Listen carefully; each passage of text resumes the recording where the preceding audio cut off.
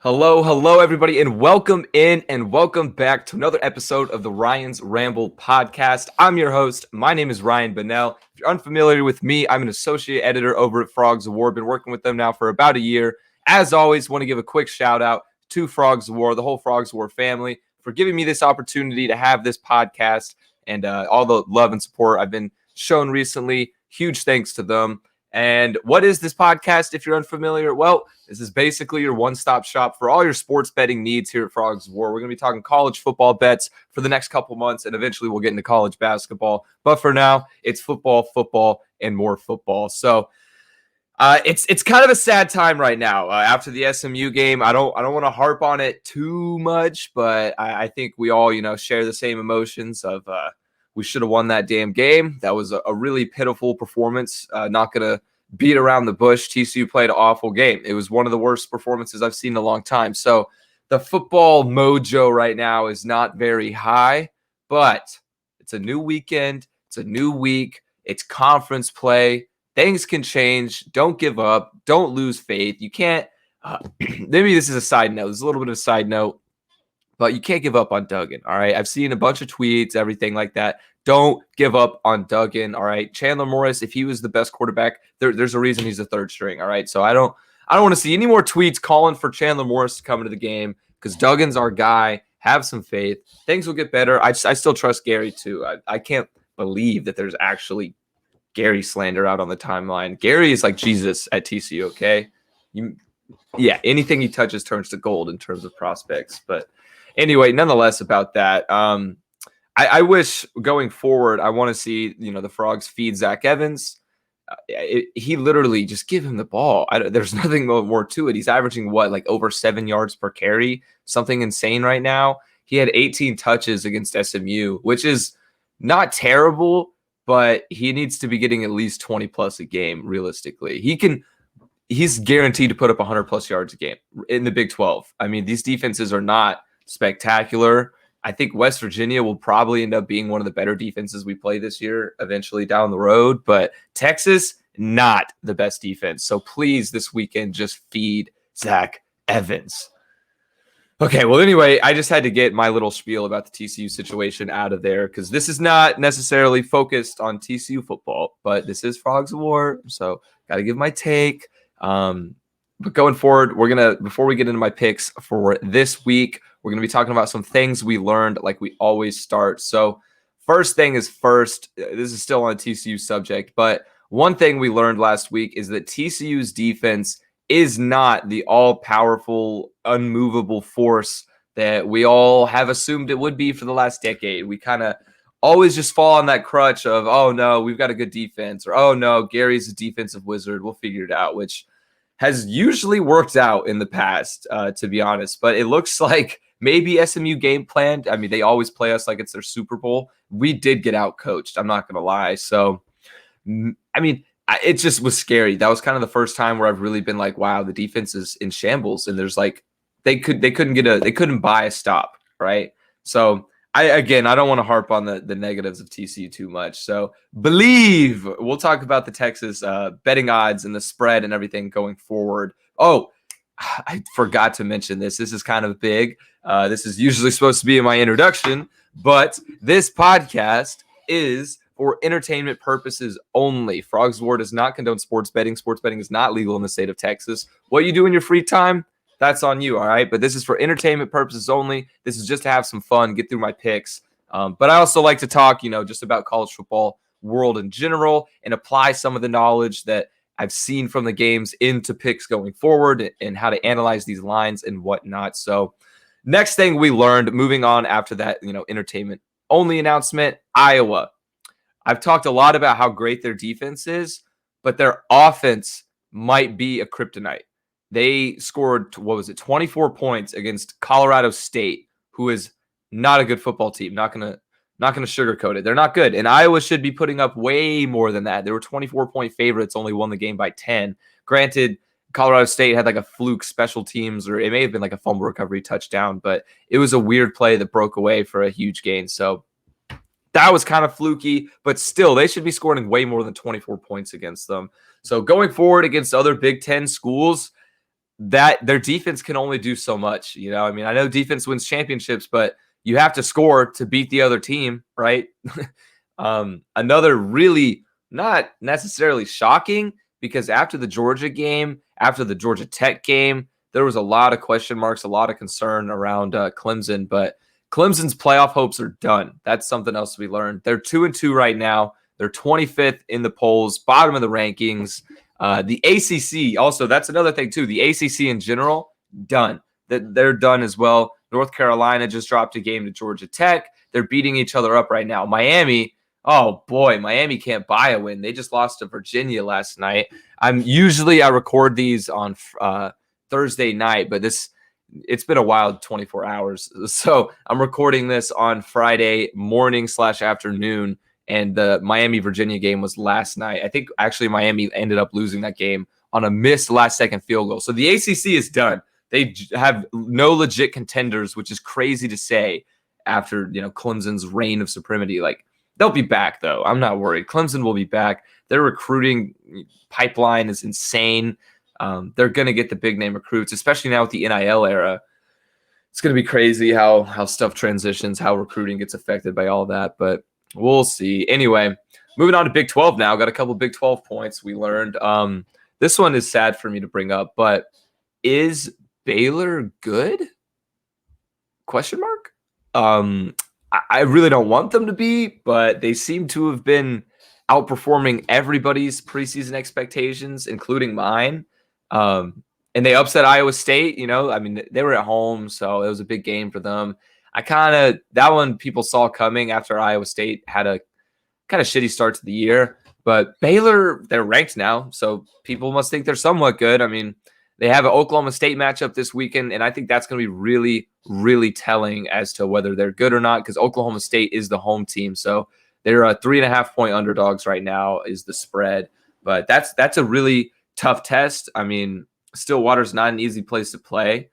So we'll see. This will really be telling. I think if Baylor comes away with a win in this game, then we may actually have to worry about Baylor again, which is something I didn't think I would say for years after Matt Rule left, because they were in shambles after he left. So anyway, another Big 12 point we learned, and this one makes me very happy, is Spencer Rattler is not the second coming of Jesus like some of these quote-unquote experts were saying he was. All right, don't get me wrong, he's a great quarterback. He's a freak athlete. He has God-given ability. He can just be coached around a little bit. His decision-making needs some improvement. But it seems like he plays nervous, too. That's the real thing, is it seems like sometimes he plays nervous, sometimes he plays with a lot of confidence. So he needs to find a balance of some sort. But this past weekend, Oklahoma played West Virginia, and their fans ended up chanting, "We want," or what was it? Something about Caleb. I think it was "We want Caleb." Caleb Williams, their backup quarterback, highly touted recruit. He's supposed to be really good for them once Spencer Rattler's out of there into the draft. But again, same thing, like I said, with the Max Duggan situation and Frog fans tweeting about it, wanting Chandler Morris to come in the game. The second Caleb Williams gives the Sooners the best chance to win a football game is the second he's going to go in the game. Like, that's as simple as it is. Spencer Rattler is their best option, but it does make me a little bit happy because I've been saying Spencer Rattler isn't that guy all season, since before the season even. I was very surprised when he was the heavy favorite to win the Heisman. I don't think he's a Heisman caliber player. I think he's a Big 12 first or second string type caliber player, but probably not even an All-American. Definitely not Heisman contender. So I think it's really all hype. There's just so much hype around it. Oklahoma, it's Oklahoma, one of the biggest football programs in the country. And they've also had Kyler's done it. Jalen succeeded. Baker succeeded. Like, they've just had a string of these dominant quarterbacks now. So in that same offense, and I guess, market overcorrected for Rattler a bit. So it seems to have, I haven't checked the odds actually as to where he is right now, but I know Matt Corral and Bryce Young are like heavily favorited. They're both like under 2-1 odds, and then everybody else is like 15-1. So big favorites between Corral and Young right now, which is going to be a sick matchup this weekend. Ole Miss, Alabama. I can't wait for that one, dude. Oh my God, the over-under is so high. We're going to talk about that. Over-under is literally 80 points, which is insane for a college football game. Only a couple more points to get through, and then we'll get to the betting card, the moment we've all been waiting for. We actually, oh no, I won't spoil it yet. I won't spoil it. Anyway, next up, another quarterback hot take of mine that has panned out swimmingly is Graham Mertz is arguably the worst quarterback in Power 5 right now. That's probably a bit of an overstatement. I'm exaggerating, but he's averaging 205 yards per game and has 2 touchdowns and 11 interceptions. That ratio, 2 to 11 interceptions, is against ranked opponents in his career. I forget the exact stat too, but he started his first game ever was like insane. He had like 5 touchdowns, 400 yards. And then since then, his touchdown interception ratio is god awful. It's pitiful. Graham Mertz is the reason Wisconsin blew that game against Notre Dame. He's the reason they've lost a lot of games, and he's the reason they're going to lose again this weekend to Michigan. We'll get to that in a second because they're on my card. That's a little teaser. Michigan's one of my picks this weekend. Next up, this one isn't so much something we learned, but it was just something I observed over the weekend. So if you follow along, I have an In Case You Missed It series on Frogs War where I write about some like the, I don't know, cool events, biggest plays, memes and such from the weekend, prior weekend of football. Because, whenever you're watching the TCU game, you're tailgating, sometimes you miss some of the cool stuff. So that's what that series is for. But I wrote about Boston College, and because they rushed the field after beating unranked Missouri. And so what that screams to me is, hey, we are a poverty franchise. I know they're not a franchise, but that's just the saying. They're a poverty franchise. They've never won anything historically, actually. Doug Flutie days, they're not terrible. But they're to celebrate by storming the field after beating an unranked opponent. I get they're an SEC team, but I don't think that's a good look. I feel like that doesn't show much confidence in your team. Like, holy shit, we beat unranked Missouri. Oh, it's the best day ever. Like, is that really the peak? Is that your highest? Is that what you think? I don't know. Maybe I'm being a pessimist about it, but I think it's not a good look. So, and last but not least, this one is a great look. UTSA, the Roadrunners from San Antonio, baby, are the people's champion. They're currently 4-0 right now, and they're 4-0 against the spread. They just beat Memphis on the road after a crazy 21-point comeback. Everybody loves the Roadrunners right now. They're exceeding expectations. I was talking bad about them in week 1. I picked against them. I regret it. I was wrong. I have picked for them since then, and it has paid off. So UTSA all the way. They're like 21-point favorites this weekend. So they're going to 5-0. Pretty easy peasy. I want to see how their season pans out. Because you imagine if UTSA is ranked by the end of the year? With their schedule, they might be. I honestly, I don't know their schedule, game for game, but I feel like in their conference, it's not a hard road. But anyway, that is all we learned from last week in college football. Those are my main points of conversation. And other than that, we had some picks. We had a successful week again. Not so much as good as our 10-3 week 2 weeks ago, but last week, the Ryan's Ramble betting card finished 8-5 if you include the parlay. We hit a parlay. That was big. That's a real winner, actually. Screw the rest of the record. Hitting a parlay, it's so satisfying. The odds were plus 240 on it. It was a 3-leg money line parlay. I thought it was a pretty safe bet, and it ended up hitting. So that was good. I'm gonna add that to the record. So 8-5 and last week's 10-3 record. That's 2 winning weeks in a row after a really shaky start. Brings my all-time record this season to 28-5, which is not by any means the best in the world, but it's a 53% win percentage, and that is in the green. That's in the money. So let's review some of the picks from last week. So we also, besides the 8-5 record, we had a 3-0 record on Tier 1 picks, which Tier 1 are like my most confident picks. That's what we're going for. We've had 2 back-to-back undefeated Tier 1 picks. That's what we like to see. So some of these, I already talked about Boston College a little bit, but Boston College +2, I had them as one of my favorite picks last week. That was kind of a lucky break. They got away in overtime. Maybe that's why they rushed the field, because it was overtime, but still, that was kind of lucky. Michigan -20.5. That was one of my losses for the week. Rutgers looks a lot better.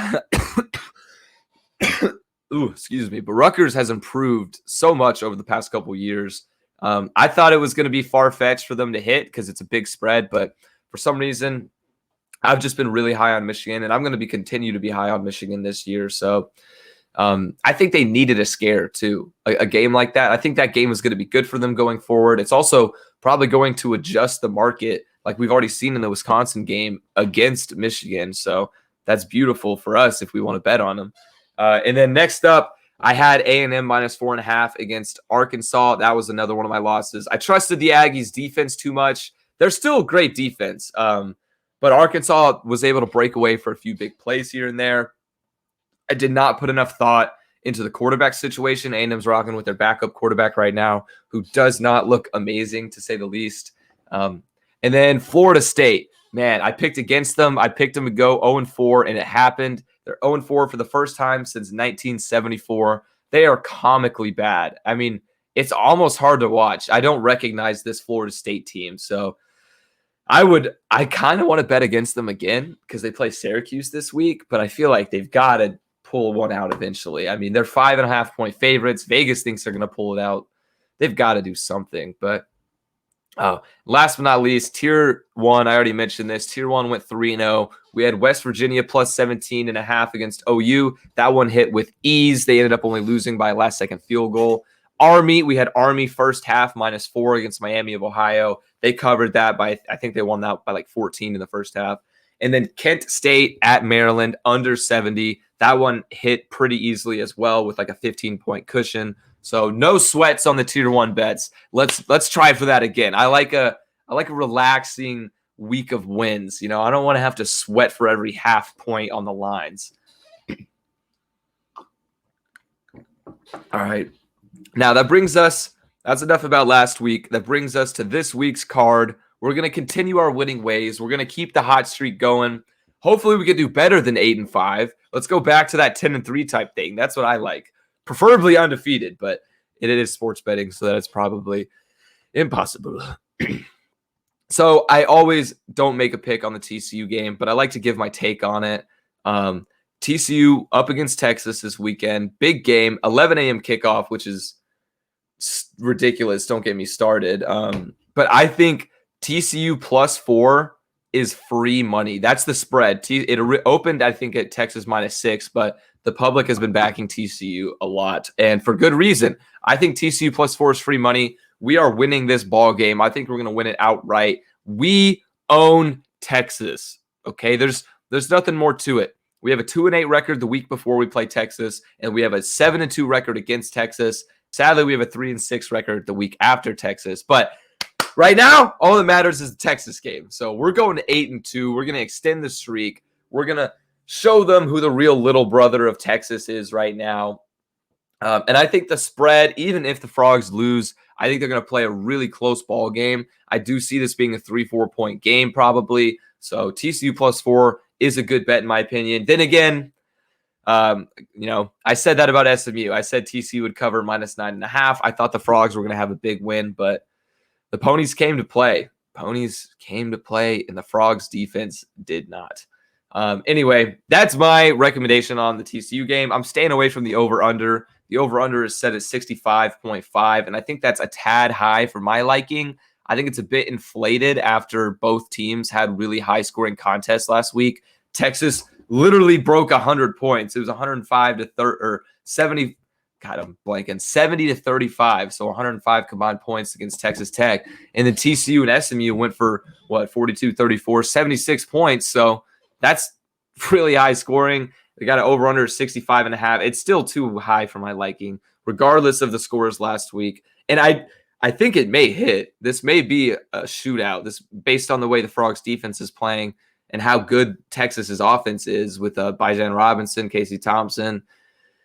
It might hit. I'm just going to stay away. I think it's too high. I don't like sweating out. You got to root for points every damn drive whenever you bet like that. So that's too stressful for me. I'm staying away. Now, drum roll brings us to the moment I at least have been waiting for. I hope you have all been waiting for it as well. But it is time for Ryan's Ramble. Wait, what even week is this? I think this is week 5. There's too many weeks. I'm getting lost. We're going to go with week 5. It's time for the week 5 betting card. Let's get into it. Starting with tier 3, if you're unfamiliar with the system, tier 3 is my least confident pick. We always start there, work our way up from tier 3, tier 2 to tier 1, and tier 1 is always my most confident, my favorite picks, my locks, you could say. One of my favorite betting terms is locks. You got to use it all you can. Anyway, tier 3, let's get right into it. I'm starting with Ole Miss at Alabama. I'm taking the under of 80. I think 80 points is ridiculously high. I think this is actually the highest line I've seen all season. There was a 79 earlier in a UCF game, I believe, but 80 is the highest I've seen. It's ridiculous. I think it's this is going to be my way of protesting it. You know, I hate seeing lines this high, so I'm taking the under strictly to protest these ridiculous lines, because if this was set at like 65 to 70, I might be obligated to take it. The over, I mean. So for now, I'm sticking with the under, even though their last 5 matchups have been 63-48, 59-31, 62-7, 66-3, 48-43. So Bama is averaging, what is that? That's like 57 something points a game in the last 5 years against Ole Miss. So this might be sweaty. All right. This might be a sweaty bet. That's why it's in tier 3. I don't care how good Bryce Young or Matt Corral is. This is going to be a fun game to watch. I just think this has to stop eventually. Okay. The over is a sucker bet. There's the saying, life's too short to bet the over or bet the under, even though I'm guilty of falling victim to that statement. I think this scenario, this is a sucker bet. So tier 3 it is, though. It's going to stay there because it could end up being another 100-point game, and I just look like a dumbass. But for now, we're going to have it in the low confidence section. Another one, I debated on having this one actually in tier 2. Both of these, we're just going to talk about both of them at once. So, Arkansas at Georgia. Excuse me. Sorry, I had something in my throat. One of the biggest games of the weekend, a top 10 matchup, going at Georgia. Arkansas is on the road. I have 2 picks for this, and I actually would highly recommend making a teaser for this, but for the sake of the article, it works better with just independent picks. But a great teaser would be take the under and Arkansas spread together on a teaser. But teaser or not, I'm taking both Arkansas plus 17.5 and the under of 49.5 in this game. So I think, let's start with the spread. I think this is a huge spread for a top 10 matchup. I mean, when was the last time you saw, number 2 team? I guess it's number 2 versus number 8, but still, regardless, a top 10 matchup should not have an 18-point spread. That's huge. And realistically, I don't think Arkansas even deserves to be in the top 10. They beat an A&M with their backup quarterback, which was still a great win. I'm not going to discredit them. They beat Texas at home. That's a pretty decent win. I still am just not 100% convinced yet.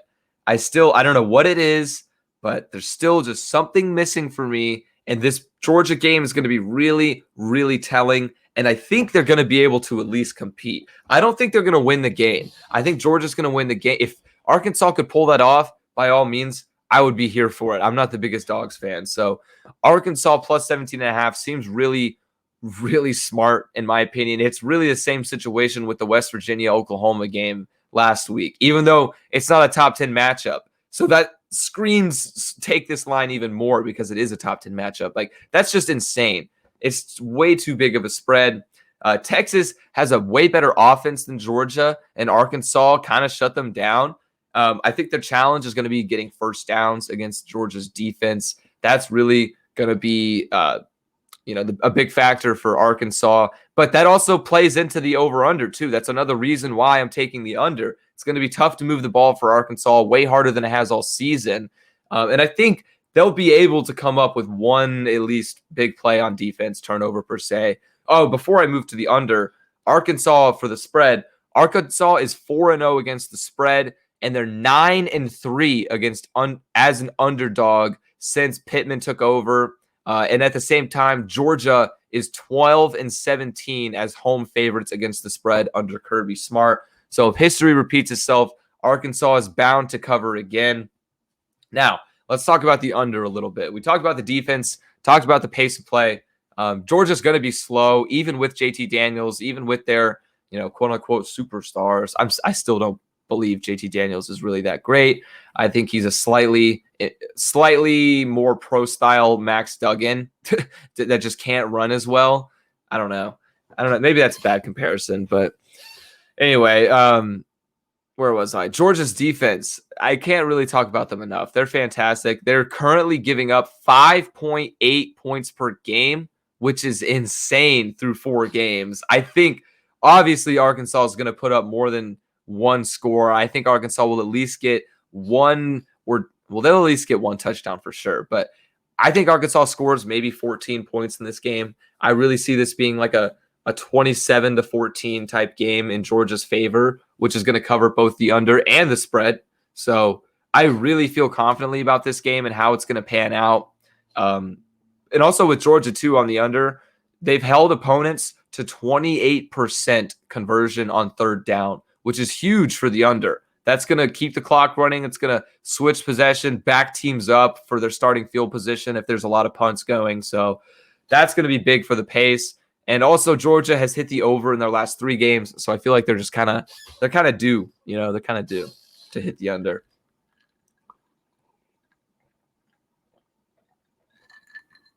Whew. I'm getting cotton mouth. Got to take some sips. All right, that brings me to my last tier 3 pick of the weekend is going to be Syracuse at Florida State over 51. The Qs, man, the Orange, their offense has come alive these past couple weeks. And who is Florida State to stop them?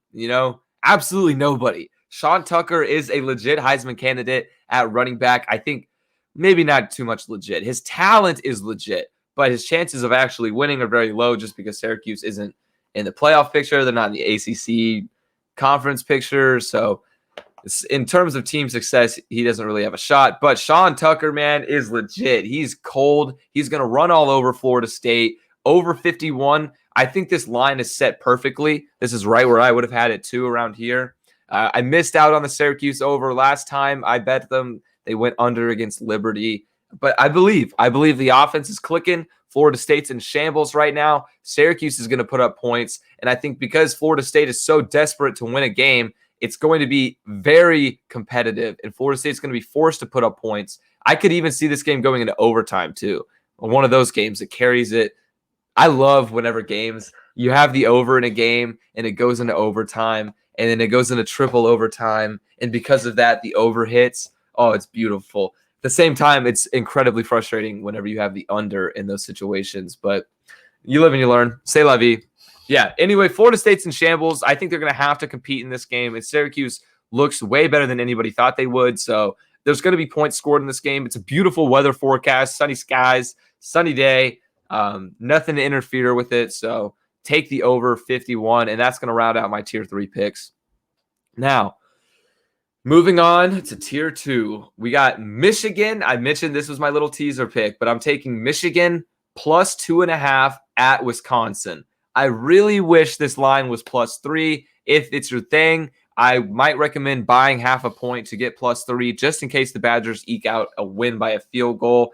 But I don't care about the Rutgers game. I'm still buying into the Wolverines. They're here, and they're here to do some damage. I was actually extremely surprised to see that Wisconsin was favored here. I think the only reason Wisconsin is favored here is because of that Michigan's result against Rutgers. And that Wisconsin game last week against Notre Dame, it was a fluke. That fourth quarter, what was it? It was 13-10 heading into the fourth quarter, and then Notre Dame ended up winning outright 41-13. That's crazy. That Graham Mertz lost them that game. I talked about him already. I won't shit on him anymore, but he loses them football games, and he is going to lose them this football game against Michigan. I think Michigan wins outright, regardless of it being at Camp Randall. It's going to be jumping. The students are going to be jumping around, their whole song tradition, whatever. But Michigan is going to dominate Wisconsin in their own game. Wisconsin is very famous for a ground and pound style offense historically, whereas now Michigan has one of the best running games in the entire country. And I think if Michigan gets an early lead too, that's going to be killer for Wisconsin. It's going to force them to pass the ball, force Graham Mertz to make big plays, who I don't trust him to make big plays at all. So if Michigan gets an early lead, that is crucial for their game plan because they're just going to run it down their throat, give them a taste of their own medicine. I mean, Zach Evans is, I'm biased. Zach Evans, best running back in the country, I'll say it. But in terms of best 1-2 punch, I think Michigan has the best 1-2 punch at running back in the entire country. Blake Corum has, what's his stats? It's average of 6.9 yards per carry right now, while with 475 yards and 7 touchdowns. That's absurd. And then number 2 running back, Hassan Haskins, averages 5.3 yards per carry with 322 yards and 6 touchdowns. They have been killing it on the ground. And also, they have 2 other players with over 100 rushing yards on the season and like 6 players total with rushing touchdowns. They are killing it on the ground. Michigan, they're going to have another week. I think this is going to be a statement win for them. This is going to be like, hey, we're here. We're here to compete in the Big Ten this year. Jim Harbaugh has finally done something right. I know people say that every year, and I don't want to be one of those idiots that says it every year, but I really do think Michigan looks a lot better this year. If they could figure out like a solid quarterback play, they would be a team to beat. And I said it before, and I'll say it again. I think Michigan's going to beat Ohio State at the end of the year. I really do. Unless, I mean, there's still a lot of time for things to fall apart, but I believe in the Wolves this year, Wolverines. All right, next up, Big 12 game. I'm taking West Virginia first half. Big key. It's only the first half. West Virginia -4 versus Texas Tech. Mountaineers are at home. Red Raiders looked absolutely abysmal against UT last week in the entire game, but in the first half especially, they were down 42-14 going into the break. I think West Virginia, too, they're going to come out fiery. That's the reason I took the first half line instead of the full game line of -7. I took the first half because I think the Mountaineers, they just lost it was a heartbreaker to Oklahoma. They really should have won that game. They played a better game. So they're going to come out fiery, and they're going to get a win. They need a conference win. They need a win. And Texas Tech, I'm surprised West Virginia is not favored by a little bit more than 7. I'm tempted to split this line, 1 unit on the first half, 1 unit on the full game spread of -7. But Mountaineers are going to want to prove their worth here. They're going to want to show everybody that they can beat up on these teams just as much as Texas can. They competed with Oklahoma. That was already a statement in of itself, in my opinion. So that loss to Maryland, too, at the beginning of the season isn't really as terrible as everybody thinks. I mean, Maryland here, they have a game tonight, too, against Iowa. That's one of my picks as well. We'll get into that in a sec. But, oh, wait, did I add that to my card? Yes, I did. Okay, I almost forgot about my Iowa pick there for a second. But that Maryland loss really wasn't that bad. They have a 2-2 record. They don't want to go on the losing side of it. I think this game, too, is going to show how bad Texas Tech really is. So take the Mountaineers in the first half to cover the spread. Oh, sorry, I'm thirsty today. Thirsty during this episode. All right, this one almost eked its way into my tier 1 picks, but it's an exclusive club up there. You know, I'm very confident. My locks got to stay true to those. So I'm taking Nevada +6.5 on the road at Boise State on the blue turf. I really like this matchup. The sharp indicators as well. If you don't know what sharp indicator is, it's basically where the pros have their money. 53% of public bets are on Nevada. So the public is favoring with the Wolfpack, but, big but, 86% of the money is in favor of Nevada to cover. That's a 33% difference, which is pretty huge. And I'm going to ride that wave, follow the money on this, and take Nevada. Also, Carson Strong he's cold. I mean, he's our whole offense. Nevada is going to force Boise State to play at an uncomfortable pace. Nevada is going to get out. They're going to pass the ball a lot. Carson Strong, like I said, he's their entire offense. And plus, they have nothing to lose. They really have nothing to lose. Nobody expects Boise State to lose this game. Nevada, if they lose this game, it's not the end of the world, for them per se. So I think they're going to come out. They're going to play ballsy, make some big decisions. They have nothing to lose, really. So that's a big factor, too, in games.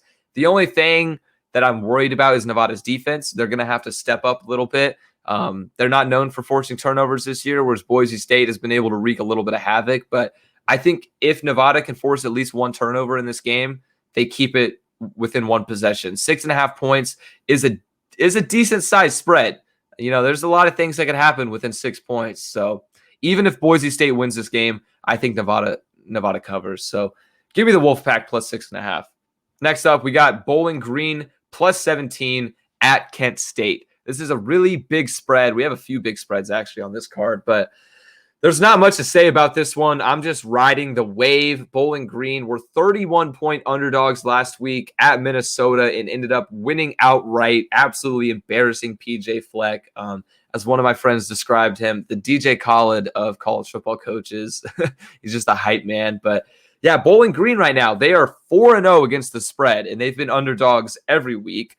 And they just had a kick-ass upset. So they're feeling good. They're feeling hot. Why not ride with them? Meanwhile, Kent State, they're 1-3 against the spread. They've been getting beat up all year. This is probably the most favorable matchup for Kent State, but 17 points is a decent amount. I think Kent State's going to win this game. But for now, this is the team of destiny, Bowling Green, baby. 4-0 against the spread. We're going to ride them until they lose against the spread. Take Bowling Green. All right, last one on my tier 2 list is Iowa -3 at Maryland. This is a Friday night game. A lot of people are really liking the home underdog with Maryland tonight. It kind of scares me that Iowa is only a 3-point favorite, but I think the reason is because the market has kind of corrected after they failed to cover against Colorado State and Kent State. So yeah, this is going to be a really, really sweaty game. I think it's going to be close. I think Iowa wins the game, but Maryland has a really big opportunity to, if they win this game, they're going to be ranked probably because I'm pretty sure they're 4-0 right now. Tagovailoa is playing good football.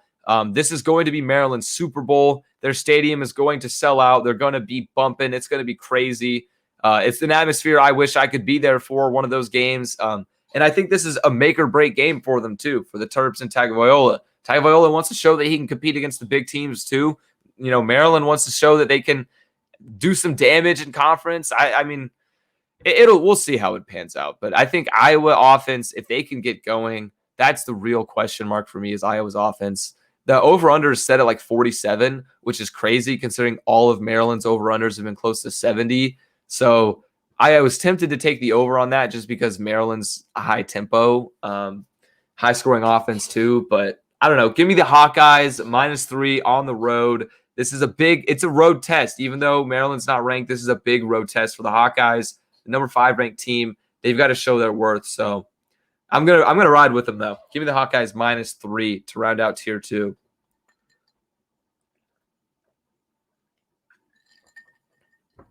Alrighty. Now, moment we've all been waiting for. Tier 1. My absolute favorite picks of the week. My most confident, my locks, whatever you want to say. Hammer these lines. First up, this is probably my absolute favorite bet of the weekend. Numero uno. This is a lock.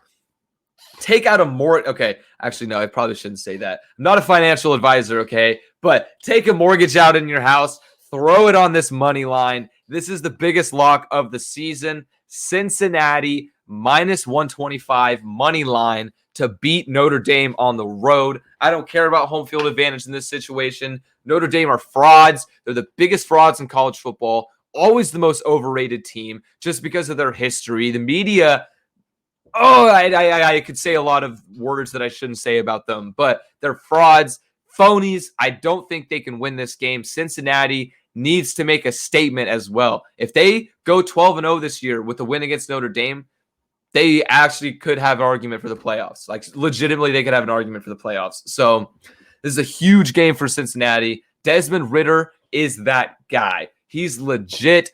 He's really a high. Obviously now he's not necessarily a Heisman contender because it's between Bryce Young and Coral, but he's a Heisman caliber player. I'll say that. His athleticism, his ability, his quick thinking, he's very talented. This is going to be a statement game for the Bearcats.